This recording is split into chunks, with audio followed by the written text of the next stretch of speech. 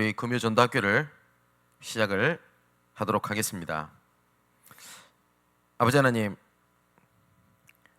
십자가의 은혜가 우리 가슴 속에 넘쳐나기를 원합니다.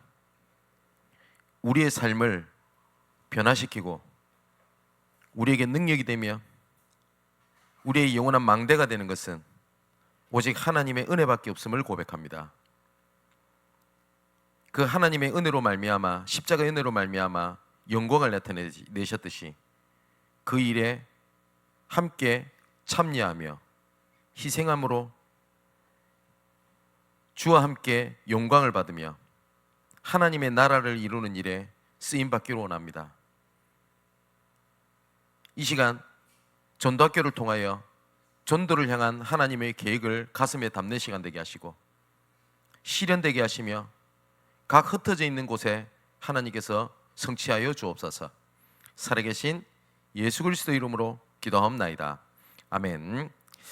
자, 우리 말씀을 보겠습니다. 고린도전서 9장 23절에서 27절까지의 말씀이 되겠습니다. 자, 제가 읽겠습니다. 내가 복음을 위하여 모든 것을 행함은 복음에 참여하고자 함이라. 운동장에서 다름질하는 자들이 다 달릴지라도 오직 상을 받는 사람은 한 사람인 줄을 너희가 알지 못하느냐. 너희도 상을 받도록 이와 같이 다름질하라. 이기기를 다투는 자마다 모든 일에 절제하나니 그들은 썩을 승리자의 간을 얻고자 하되 우리는 썩지 아니할 것을 얻고자 하노라. 그러므로 나는 다름질하기를 향방 없는 것 같이 아니하고 싸우기를 호공을 치는 것 같이 아니하며 내가 내 몸을 쳐 복종하게 함은 내가 남에게 전판 후에 자신이 도리어 버림을 당할까 두려워함이로다. 아멘.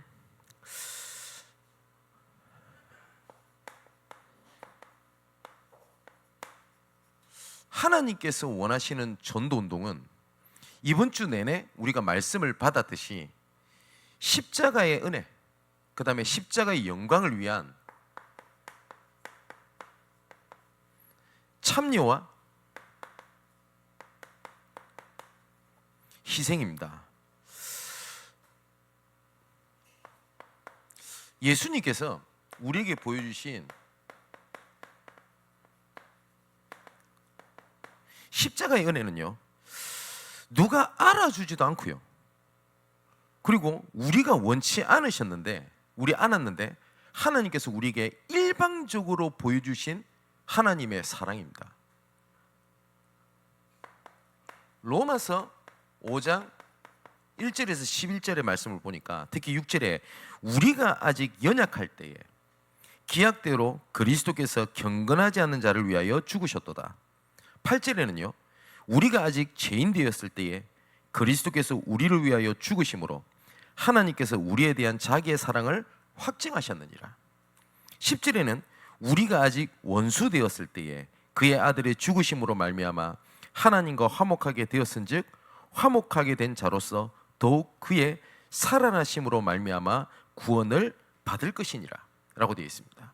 이 십자가의 은혜는 하나님의 일방적인 언약이고 일방적인 약속이기 때문에 하나님께서 손을 내미셨고 하나님께서 붙잡고 계시며 하나님께서 이루시는 하나님의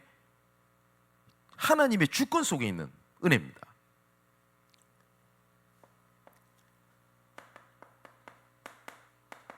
이사야 53장 4절에서 6절의 말씀을 보니까 그는 실로 우리의 질고를 지고 우리의 슬픔을 당하였거늘 우리는 생각하기를 그는 징벌을 받아 하나님께 맞으며 고난을 당한다 하였노라. 그가 찔림은 우리의 허물 때문이요 그가 상함은 우리의 죄악 때문이라. 그가 징계를 받음으로 우리가 평화를 누리고 그가 채찍에 맞음으로 우리는 나음을 받았도다. 우리는 다 양 같아서 그릇 행하여 각기 제 길로 갔거늘 여호와께서는 우리의 모두의 죄악을 그에게 담당시키셨도다.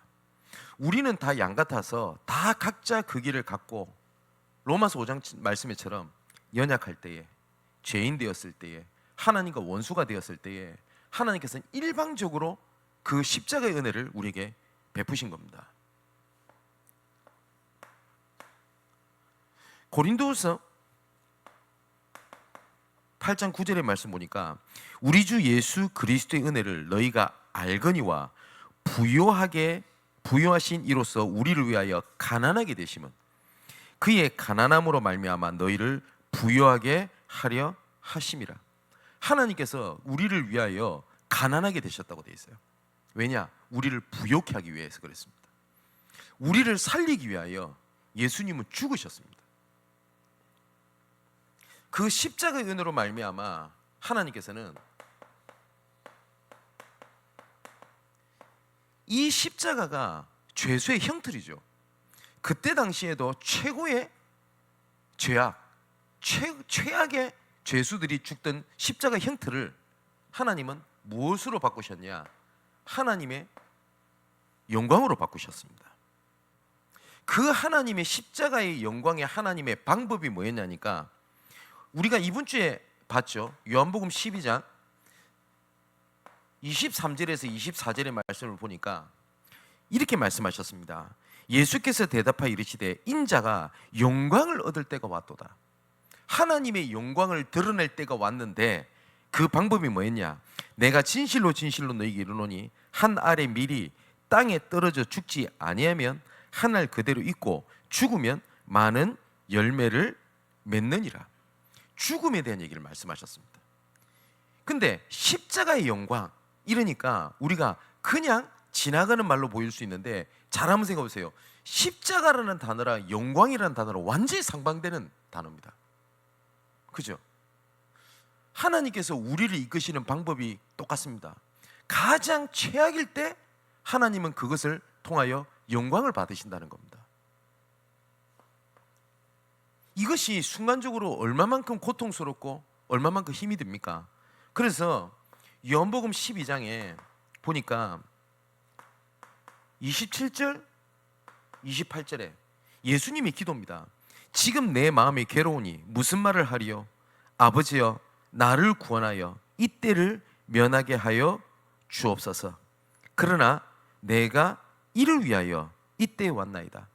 이 기도를 예수님께서 십자가 앞에 지시기 직전까지도 이 기도를 하십니다. 주여 할 수 있거든 이 잔을 내게서 옮기시옵소서. 그러나 내 뜻대로 마시고 아버지 뜻대로 하옵소서. 그때 하나님께서 이렇게 대답하신 장면이 나옵니다. 28절에 이에 하늘에서 소리가 나서 이르되 내가 이미 영광스럽게 하였고 또다시 영광스럽게 하리라 하셨다 라고 되어 있습니다. 그게 십자가의 영광입니다. 우리가 복음을 위하여 고난을 받을 때가 있을 겁니다. 고난과 영광은 굉장히 상반됩니다. 근데 하나님은 그것을 영광스럽게 하시겠다고 약속을 하셨습니다. 또 우리가 성경적 전도운동이라고 했을 때 영어로 말하면요 No cross, no crown입니다. 십자가 없이는 영광이 없습니다. 그런데 성경적 전도라고 할 때 우리가 너무 부분을 알고 전체로 생각을 하는 경우들이 너무 많은 것 같습니다. 성경적 복음, 성경적 전도라고 얘기를 했었을 때 열매가 많고 응답이 일어나며 그리고 여기저기서 많은 좋은 일들이 일어나는 것이 성경적 전도, 성경적 복음이냐? 맞습니다. 그런데 예수님께서 말씀하시는 근본은 그게 아닙니다. 우리가 이번 주에 보겠습니다마는 요한복음 13장 12절에서 15절의 말씀을 보니까 예수님께서 제자들의 발을 씻기십니다. 이 발을 씻기시는 장면이 그 시간 순서로 배열로 따지면 예수님께서 십자가에 못 박히시기 바로 전날 예수님께서 제자들을 발을 씻기신 장면입니다. 그들이 발을 씻으신 후에 옷을 입으시고 다시 앉아 그들에게 이르시되 내가 너희에게 행한 것을 너희가 아느냐? 라고 묻습니다. 그러면서 예수님께서 발을 씻기시고 난 다음에 뭐라고 말씀하셨냐니까 내가 너희에게 행한 것 같이 너희도 행하게 하려 본을 보였노라. 예수님께서 복음이 뭐냐, 전도가 뭐냐 할 때 본을 보이셨거든요. 그 본을 보여주신 근본이 뭐냐니까 희생이고 참여였습니다. 그리고 베드로전서 2장 21절을 보니까 이를 위하여 너희가 부르심을 받았으니 그리스도도 너희를 위하여 고난을 받으사 너희에게 본을 끼쳐 그 자취를 따라오게 하셨느니라. 그 본을 보이신 겁니다, 예수님께서. 근데 이 본을 보이시면서 주일날 좀 말씀을 드릴 겁니다. 발을 씻기려고 하는데 제자들이 이것을 거부합니다. 특히 베드로는 뭐라고 얘기를 하냐니까 주께서 내 발을 씻기지 못합니다 라고 얘기를 합니다. 그때 예수님께서 야, 내 말 좀 알아들으라 라고 말씀하지 않으시고 충격적인 얘기를 하십니다. 내가 네 발을 씻기면 너와 나랑 상관이 없다. 자, 그 안에는 굉장히 많은 것들이 담겨져 있죠. 우리가 전도 운동을 두고 우리가 목표를 향해서 달려가는 것은 뭐냐니까 열매, 응답은 하나님의 손에 있고 따라오는 것이고요. 우리가 달려가야 될 것은 십자가의 은혜에 의한 희생과 하나님의 영광을 위한 참여입니다. 그죠? 여기에 따라 하나님께서는 응답도 주시고 증거도 주시고 열매도 주시고 영광을 드러나게 하신다는 겁니다. 오늘 본문은 고린도 교회인데요.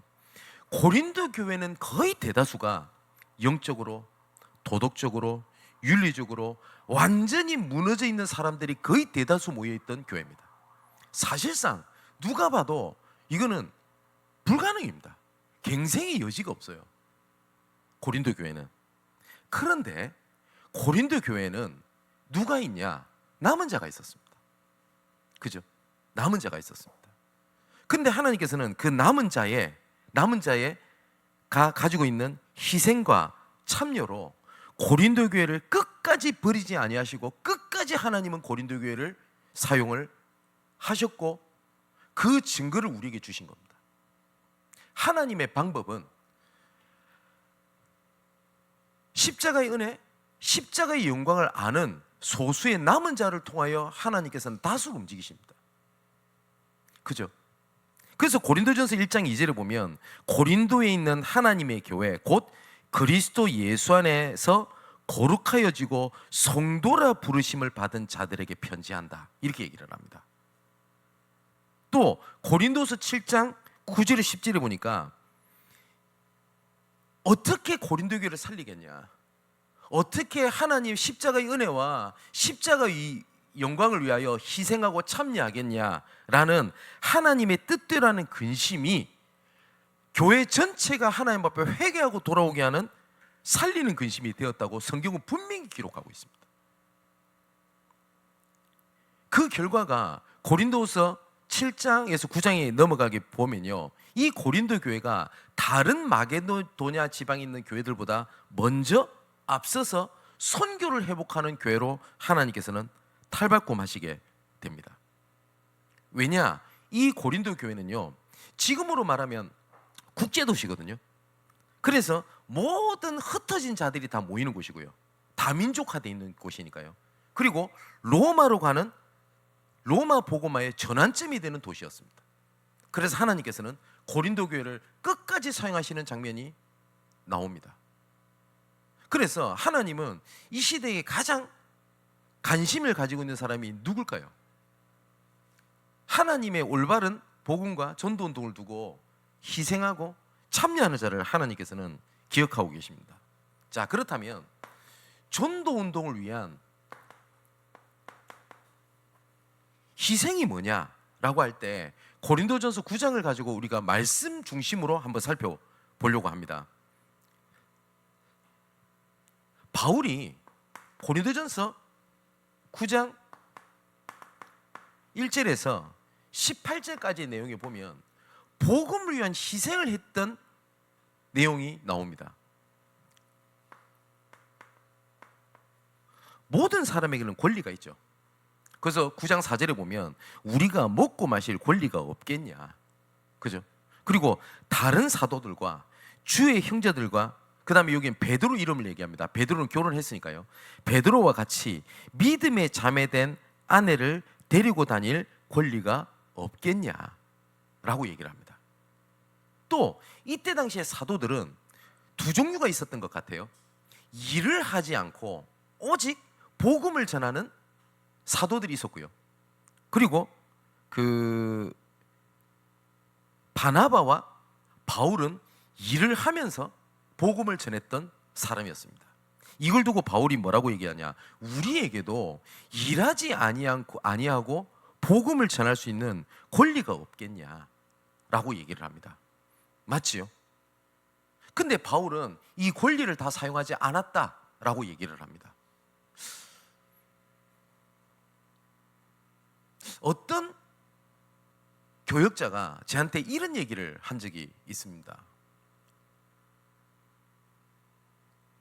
목회자인 내 자신도 개인 시간이 필요하지 않습니까? 예, 맞습니다. 그리고 개인 취미 생활도 필요하지 않습니까? 예, 맞습니다. 그런데 제가 이런 얘기를 한 번 한 적이 있어요. 맞는데 교역자는 자기 권리를, 그런 권리가 있어요. 그런데 그 권리는 우리 성도들이, 목사님도 전사님도 개인 시간이 필요하고 쉬셔야 되고 하셔야 되지 않겠냐라는 것에 대한 배려지, 목회자 스스로 나는 이렇게 할 수 없냐, 나는 사람이 아니냐라고 말하는 것은 믿음의 자세가, 교육자로서 자세가 틀린 거 아닙니까? 바울이 말하는 건 이거거든요. 그러면 이 권리를 따진다 안 따진다라고 얘기를 할 때 바울이 가지고 있었던 기준이 있었습니다.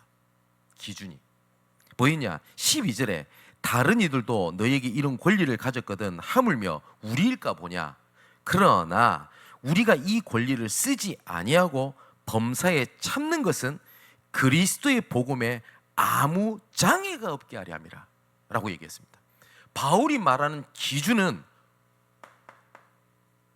복음에 유익하냐 아니냐라는 거였습니다. 그죠? 저는 우선은 그 취미 생활을 그렇게 가지고 있는 편은 아닙니다. 어떤 분은 이렇게 질문을 한 적도 있습니다. 목사님 골프를 치십니까? 예, 저는 골프를 치지 않습니다. 그 이유는 뭐 관심도 없을 뿐더러요, 치지도 못하고요. 또 다른 한편으로는 혹시 제가 운동 삼아 할 수 있는 그것이 성도들에게 거리낌이 된다면 저는 하지 말아야 된다 생각을 합니다. 이것을 가지고 율법이다 라고 얘기할 수 있습니까? 그렇지가 않다는 거거든요.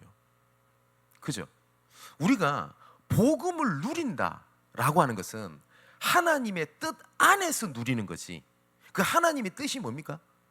구원과 구원 계획입니다. 그죠? 그래서 바울이 그 권리를 얘기하는 것은 뭐냐? 기준이 있었어요. 복음에 유익하냐 아니냐는 거였습니다. 그러면 전도에는 분명히 희생이 따릅니다. 수예배 때 말씀드렸던 것처럼 예배도 희생과 참여가 따릅니다. 이거를 제가 뭐라고 좀 표현을 하고 싶냐면 영적인 기회비용이랑 같습니다. 기회비용이라는 용어를 아시죠? 만일에 내가 1시간 동안 이것을 하면 내가 얼마를 이득을 얻는데 다른 것을 하면 얼마만큼 손해를 감수하고 어떤 것을 이득을 얻을 수 있다라고 하는 경제 용어입니다. 하나님의 은혜를 아는 자는 그거에 대한 가치를 압니다. 그래서 고린도전서 1장 18절에 보니까 십자가의 도, 십자가의 은혜가 멸망받을 자들에게는 미련한 것이지만 구원 얻는 우리에게는 하나님의 능력이 됨이니라. 그죠? 그 가치를 아는 겁니다. 그래서 생명 거는 겁니다. 복음을 모르고 불신자들에게는 복음을 위해서 희생하고 감수하고 기다리고 하는 것이 그만큼 어려운 게 어디 있습니까? 그만큼 미련한 게 어디 있습니까? 우리가 마리아가 향유옥합을 깨트려 가지고 예수님 발에 붓고 예수님 발을 씻기는 장면이 나오죠. 거기에 특히 가룟 유다가 이렇게 얘기를 하지 않습니까? 얼마나 그게 미련해 보입니까? 이 가치가 300데나론이나 되는데 이것을 팔아서 가난한 사람에게 주는 것이 훨씬 더 이득이지 않냐, 기회비용을 얘기하는 겁니다. 교회에서 그렇게 헌신 봉사하는 것보다 친구를 만나서 즐기는 것이 얼마나 좋냐, 맞잖아요. 선교에 참여하는 거 말고 이것을 가지고 내 필요한 걸 사는 것이 훨씬 더 이득이지 않냐. 사람마다 기회비용이 다르거든요. 십자가의 은혜를 아는, 가치를 아는 자는 그것에 대한 기회비용을 투자를 하는 겁니다. 뭐에 대해서 하는 거냐? 시간에 대한 희생입니다. 그리고 뭐 여러 가지가 있겠습니다만은 내 감정, 그죠? 다른 말로 말하면 내 체질, 여기에 대한 희생입니다. 그죠? 나는 이 사역을 하고 싶고 저 사역을 하고 싶고 나는 이렇게 됐으면 저렇게 됐으면 좋겠다. 없는 것보다 좋겠습니다만은 틀린 거 아닙니까? 그리고 경제에 대한 희생입니다. 그죠? 그리고 인내, 오래 참음, 이것은 희생이 따릅니다. 전도는 희생이 따릅니다. 확실합니다. 예수님께서 이 땅에 오신 이유가 뭐죠? 이 땅에 오신 공생애 때 예수님께서 여러 가지를 보이셨습니다. 죽은 자를 살리시고 마귀도 꺾고 가난한 자를 위로하고 그 다음에 뭐지고 병도 고치고 여러 가지 일을 하셨습니다. 근데 예수님께서 이 땅에 오신 딱 한 가지 모든 일의 마지막 목표점이 있습니다. 그게 뭐죠? 구원입니다. 그 구원을 위하여 희생하셨습니다. 예수님께서, 하나님께서 우리의 병을 고치시고 사단의 머리를 박살내고 그 다음에 증거를 보이시고 여러 가지 이적을 베푸시기 위해서라면 예수 그리스도를 보내사 십자가에서 못 박혀 죽으시는 희생을 하실 이유가 단 1도 없습니다. 천지를 창조하신 하나님께서 말 한마디로 모든 것을 다 못하십니까? 그죠? 그 증거 마태복음 4장에 예수님께서 마귀를 이기시는 방법이 뭐였죠? 말씀으로 깨뜨리셨습니다. 그죠? 그렇기 때문에 예수님께서 우리에게 희생을 보이신 것은 딱 하나였습니다. 우리를 구원하시기 위함이었습니다. 여기에는 뭐였냐? 예수님의 희생이 따랐어요. 근데 그 희생이 두 번째로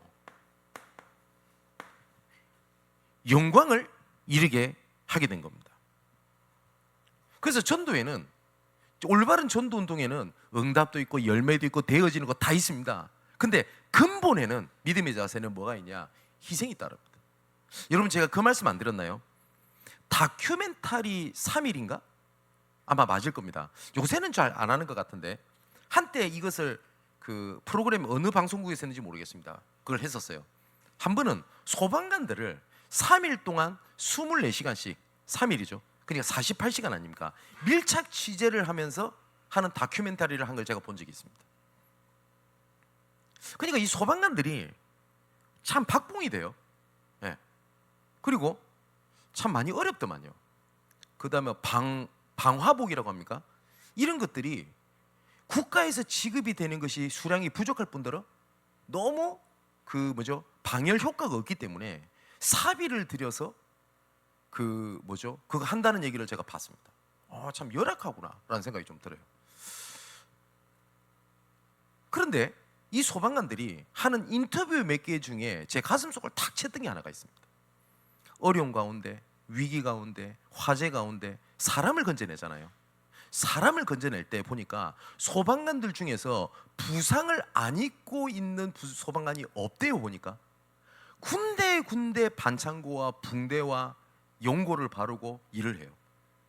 근데 이렇게 인터뷰를 했습니다. 안 힘드십니까? 그때 이 소방관이 이렇게 얘기하는 걸 봤어요. 사람을 살려냈을 때의 그 기쁨이 화상을 입고 어쩔 때는 열악하고 했던 모든 것들이 다 사라진대요. 그 기분, 그때 오는 영광 때문에 자기는 이 일을 끝까지 한대요. 그렇겠다라는 생각이 듭니다. 예수님께서 십자가의 희생을 히브리서 12장 2절을 보니까 그 희생을 기쁨으로 받으셨다라고 기록되고 있습니다. 그러니까 이 하나님의 십자가의 은혜를 받은 자의 희생은요, 모르는 자는 내가 할 수 있을까? 가능하나? 어렵겠다라고 보는데, 십자가의 은혜를 아는 자의 희생은 기쁨이요, 감격이요, 또한 참여하는 힘의 원동력이 됩니다. 그렇지 않습니까? 그게 전도입니다. 우리가 내가 생명 한 사람을 얻기 위해서 내가 하나님 앞에 시간을 드리고, 어쩔 때는 내 감정, 내 체질 따라 하는 것이 아니라 어쩔 때 내 감정도 억누르고, 내 체질은 그렇지 않아도 사람을 품고, 그리고 경제도 드리고, 그리고 인내하고 오래 참음, 그게 전도자가 가지는 전도운동을 위한 희생입니다.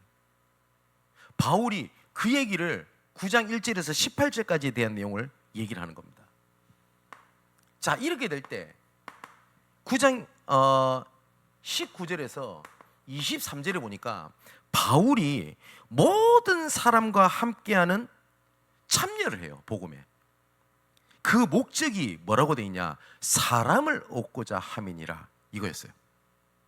우리가 예수 믿으니까 모든 사람과 잘 지내야 돼 라는 거랑요, 저 사람을 얻기 위하여 내가 저 사람과 함께 해야 돼는 달라요. 예수 믿으니까 그렇게 해야 돼 라고 하면 나한테 짐인데, 저 사람을 얻기 위하여 내 저 사람과 함께 해야 돼 라고 하는 것은 방향이 생기게 됩니다. 자, 바울이 뭐라고 했는지 보세요.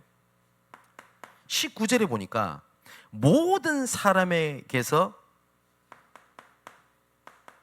자유로우나 스스로 모든 사람에게 종이 됐다. 그 이유는 더 많은 사람을 얻고자 함이니라. 20절에는 바울이 뭐라고 얘기를 하죠? 유대인들에게 내가 유대인같이 된 것은 뭐라고 되어 있습니까? 유대인을 얻고자 함이요, 율법 아래에 있는 자들에게 내가 율법 아래에 있지 아니하나 율법 아래에 있는 자 같이 된 것은 율법 아래에 있는 자들을 얻고자 함이요. 참여에 대한 방향이 있습니다. 그죠? 그 영광을 위하여 어떻게 하는 거냐? 참여하는 거예요. 자, 21절에 보니까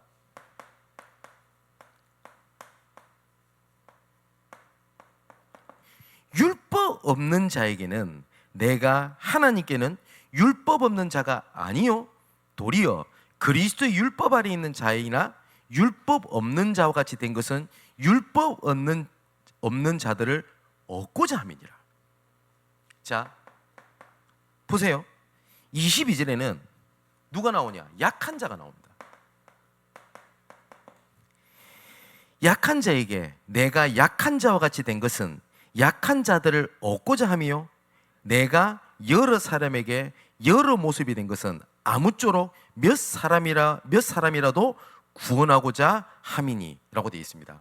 특히 22절에 보면 아무쪼록 몇 사람이라도 구원하고자 함이니 라고 바울이 이렇게 기록을 하고 있거든요. 바울이 십자가의 은혜에 대한 희생, 십자가의 영광을 위한 참여가 모두 열매로 연결됐던 것은 아닙니다. 모두 다. 바울이 디모데후서 4장에 보면 바울의 말년의, 노인 바울의 말년의 모습을 디모데에게 편지를 쓰는 장면이 나옵니다.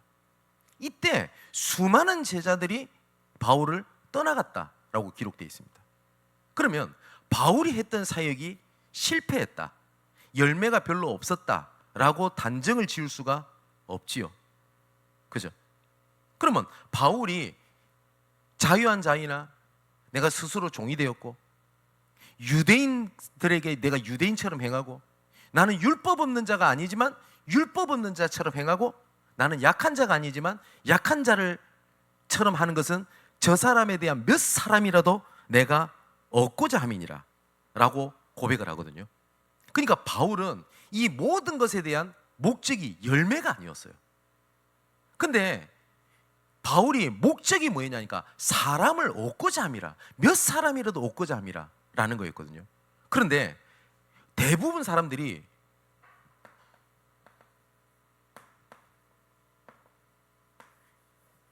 요구에 굳어져 있으니까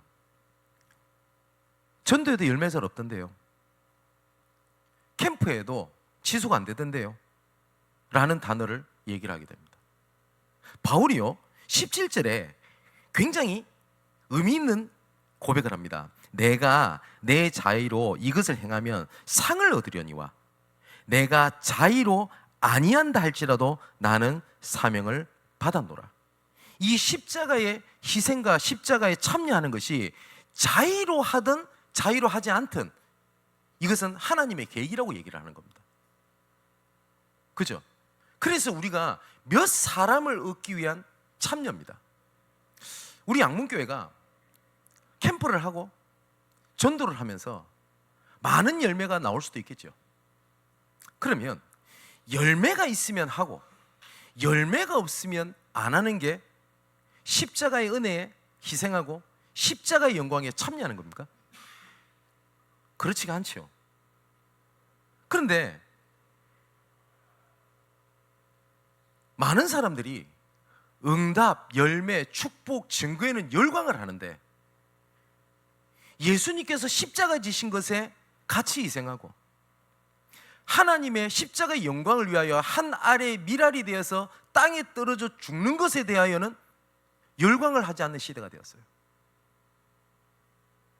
그러면서 성경적 전도라고 하는 게 좀 변질이 되어 있는 것들을 많이 보게 됩니다. 이렇게 하면 응답이 온대, 이렇게 하면 열매가 오게 된대. 그러면 응답, 열매 이꼴은 성경적입니까? 아니지요. 그럼 바울은 왜 매 맞고 다닙니까? 왜 죽을 고생하고 다닙니까? 왜 감옥에 갇히고 동족에 대한 위험과 강도의 위협과 물과 여러 가지 고난을 당하면서 왜 복음자노로 다녔습니까? 바울은 성경적 전도를 안 한 겁니까? 이거는 다 제껴버리고 뭘 딱 생각을 하냐? 십자가의 은혜, 그 다음에 십자가의 영광, 이것을 위해서 희생하고 참여하는 것은 다 잃어버리고 뭘 자꾸 생각을 하냐? 이것이 머릿속에 가득해 있습니다. 그러다 보니까 된다 안 된다를 이야기를 하는 겁니다. 그죠? 제가 몇 번 말씀 안 드렸습니까? 어떤 면에서는 이 열매가 더디게 나올 수도 있습니다. 그 순간에는 모를 수도 있습니다. 그래서 제가 몇 번 예를 들었잖아요. 영국이 우리나라의 최초 선교사가 토마스 선교사입니다. 이 토마스 선교사가 원래는 대한민국 그냥 조선 땅에 선교사로 올 마음이 없었어요. 원래는 존재조차 몰랐기 때문에. 젊은 선교사입니다. 그리고 토마스 선교사의 인생을 보면 일명 금수저입니다. 중국에 선교사를 갔다가 몸에 여러 가지 약한 것 때문에 본국 영국으로 돌아오게 돼요. 그래서 몸을 이렇게 추스리고 건강을 회복하는 시기에 저쪽에 변방에 있는 조선이라고 하는 나라를 알게 됩니다. 토마스 선교사가. 그때 저기 조선 땅에 복음을 전해야 되겠다라는 뭔지 모를 확신과 하나님의 감격과 감동이 자기한테 밀려오는 거예요. 그런데 아무도 토마스 선교사를 지지해주는 사람이 없었다고 합니다. 안 돼. 왜냐? 배경이 없어. 뭐가 없어. 차가 없어. 뭐가 없어. 이해되잖아요. 그죠? 아무것도 없어요. 그리고 선교는 그렇게 가면 안 돼. 안전을 따져야지. 물론 맞습니다. 우리도 선교를 갈 건데 안전을 따져야 되겠죠. 제가 다음 주에 갑니다마는 여러 가지 돌아보는 것 중에 하나가 제일 중요한 것이 우리 성도들의 안전, 신경을 쓸 겁니다. 맞습니다. 근데 이 토마스 선교사가 뭔지 모를 하나님의 은혜, 하나님의 확신이 가슴에 불이 타는 겁니다. 그래서 영국에 있을 때 한국어를 공부를 하고 그 조선말로 성경책을 번역을 합니다.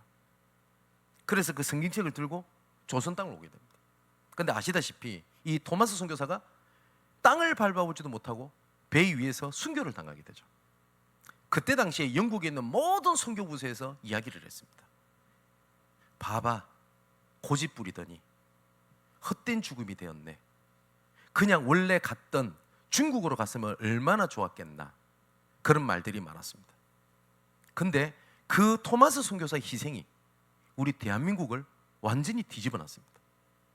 예수님께서 하신 말씀처럼 한 알의 밀알이 그냥 떨어지면 그대로 있으려니와 그 한 알의 밀알이 떨어져 죽으면 많은 열매를 맺느니라. 그죠? 그때 당시에는 열매가 보이지 않았습니다. 근데 하나님께서는 평생을 두고 하나님께서는 그 열매가 맞다라고 하는 증거를 보이시기를 시작을 하셨습니다.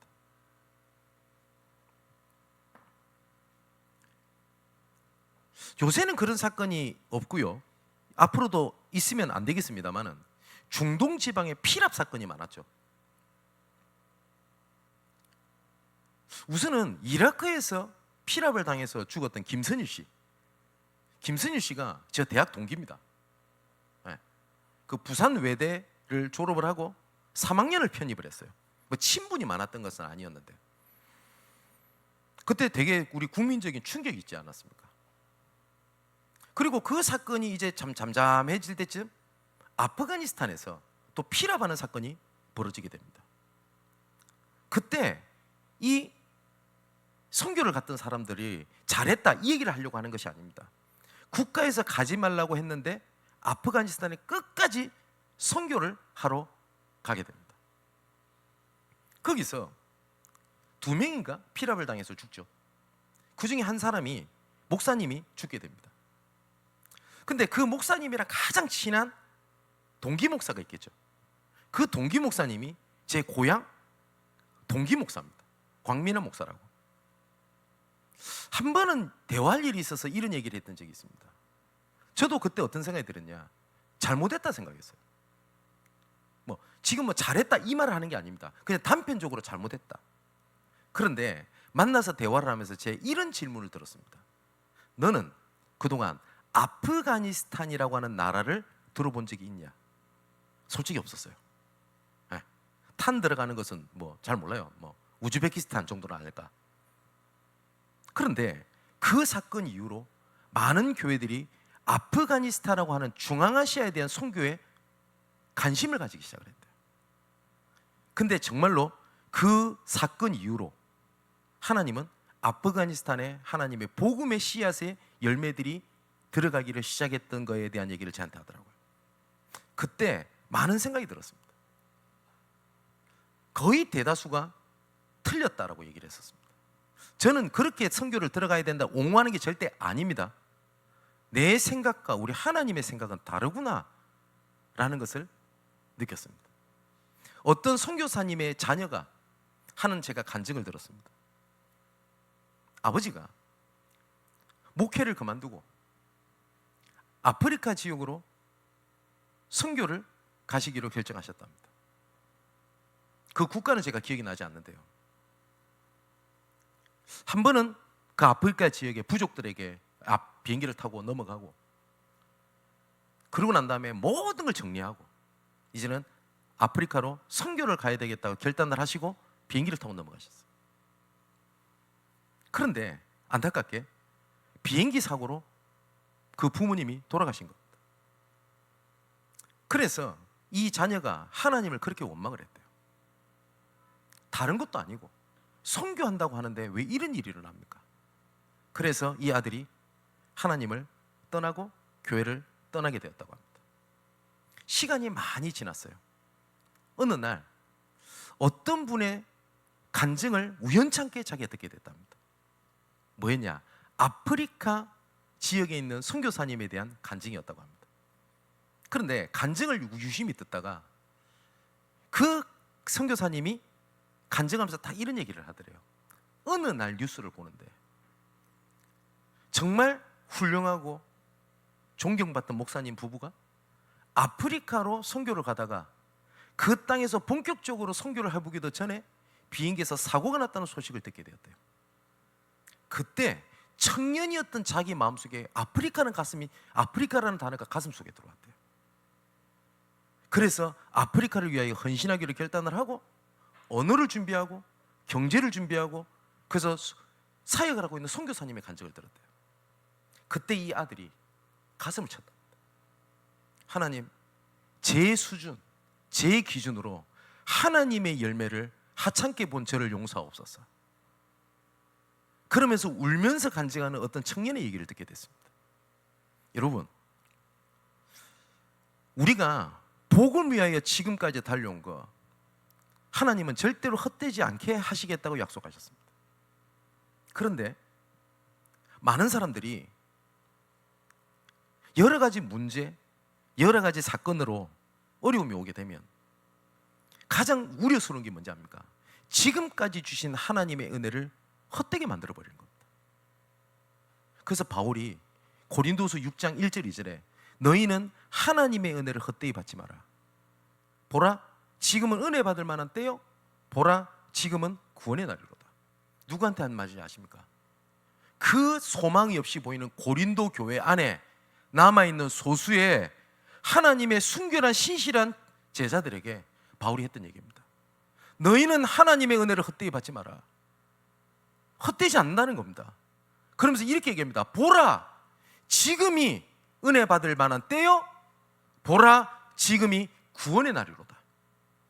우리 사랑하는 성도 여러분, 십자가의 은혜가 기쁨의 희생이 될 만큼 여러분 가슴속에 넘쳐나기를 주님의 이름으로 축원을 드립니다. 두 번째로 그 십자가의 영광이 향한 발걸음이요, 그 복음에 대한 참여가 여러분의 모든 인생을 움직이는 원동력이 되고 힘이 되시기를 주님의 이름으로 축원을 드립니다. 그래서 고린도전서 9장 23절에 바울이 이렇게 얘기를 합니다. 내가 복음을 위하여 모든 것을 행함은 복음에 참여하고자 함이니라. 바울은 참여하기를 원했어요, 하나님의 영광에. 그래서 마지막으로 바울이 했던 마지막 결론을 봅시다. 23절에 이렇게 돼 있죠. 아까 읽었던 대로 내가 복음을 위하여 모든 것을 행함은 복음에 참여하고자 함이니라.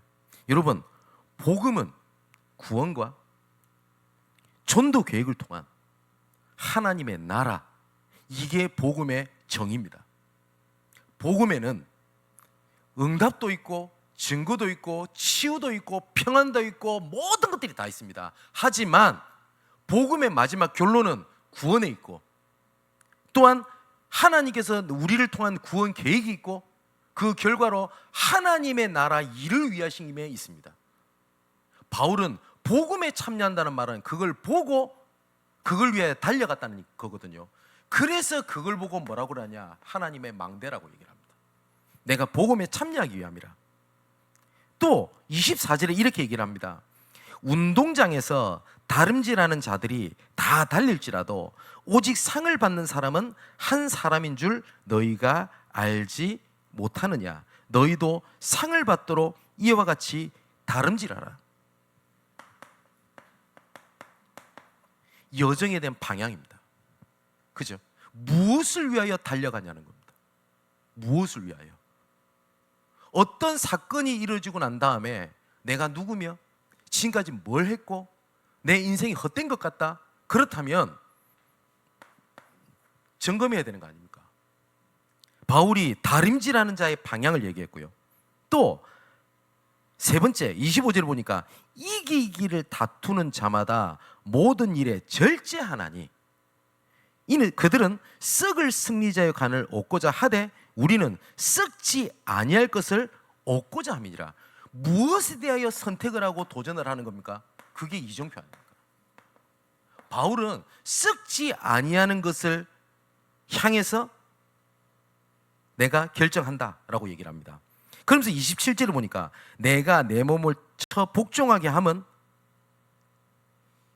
내가 남에게 전판 후에 자신이 도리어 버림을 받을까 두려워함이로다, 이렇게 얘기를 하는데, 그 전에 한 가지 얘기를 할 것은, 바울이 내가 열심히 다름질을 하는데 방향이 없는 것 같지 아니하고 분명히 영적인 싸움을 하는데 허공을 치는 것처럼 하지 아니한다 라고 고백을 합니다.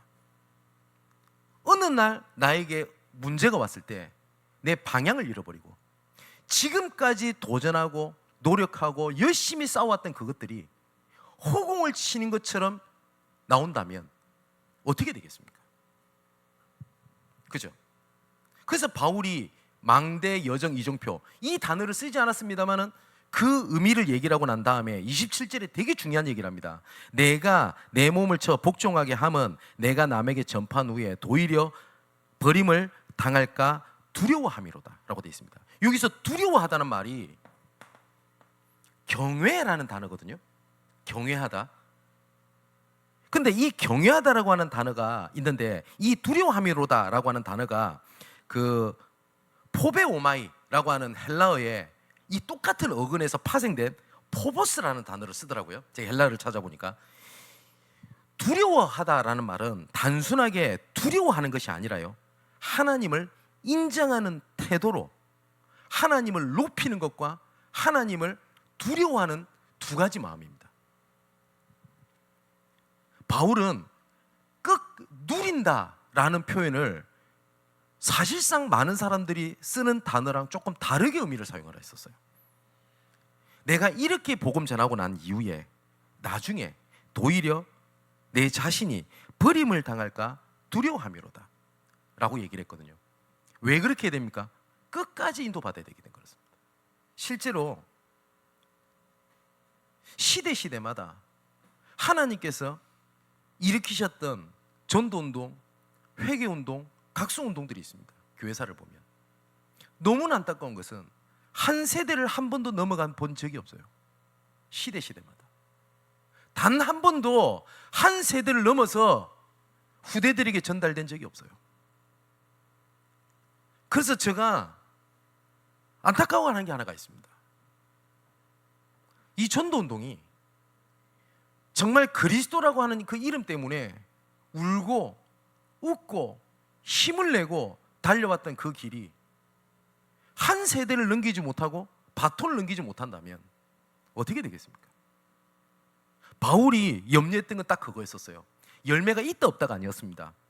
내가 내 몸을 저 복종하게 함은 내가 남에게 전판 후에 자신이 도리어 버림을 당할까 두려워함이로다 라고 얘기를 했습니다.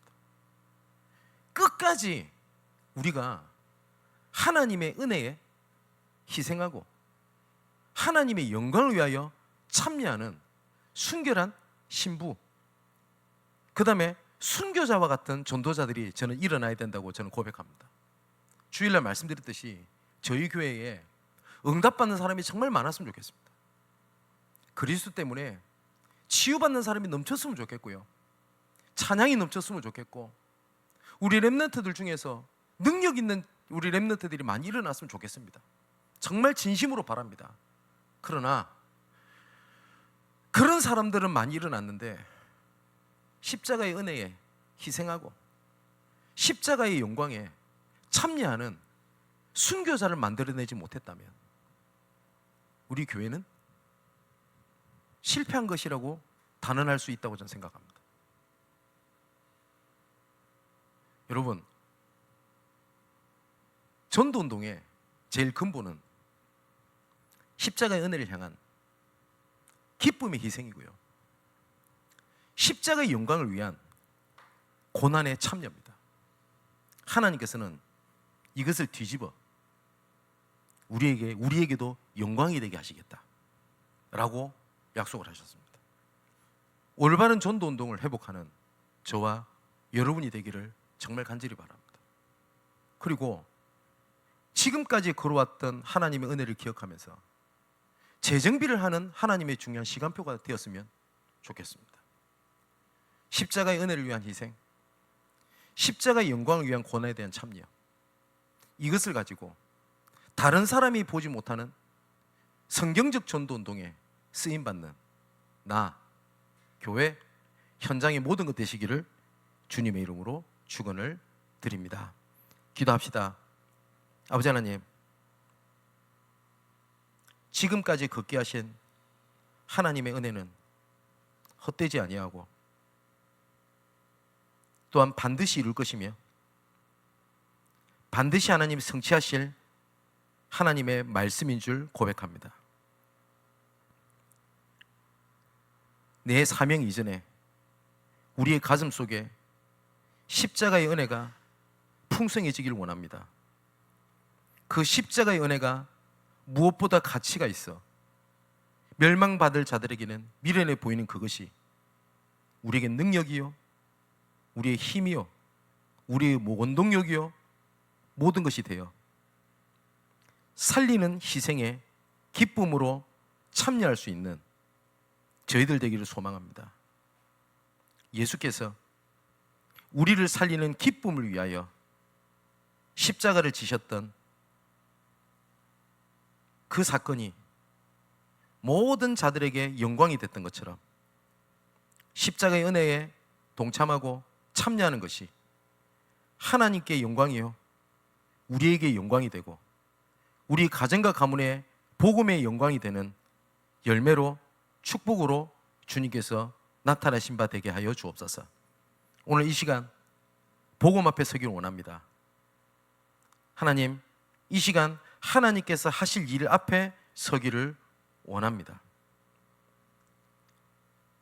나를 점검하고 하나님 하실 일을 바라보게 하여 주옵소서. 살아계신 예수 그리스도 이름으로 기도하옵나이다. 아멘.